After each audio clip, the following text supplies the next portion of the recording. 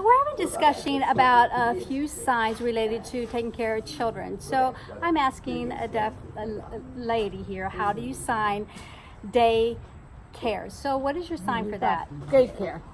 Daycare. So we have the horizon and the letter D going down for day, and then care is your K hands, care. Now I'm also just want to let y'all know ASLTeachingResources.com has so many resources for you in your daycare center. Become a member. Everything's absolutely downloadable at no additional charge. You're going to love it. We also have a 26-week Sign Club series that gives you all the tools you need to have to be successful, even if you don't know sign. So check us out, ASLTeachingResources.com.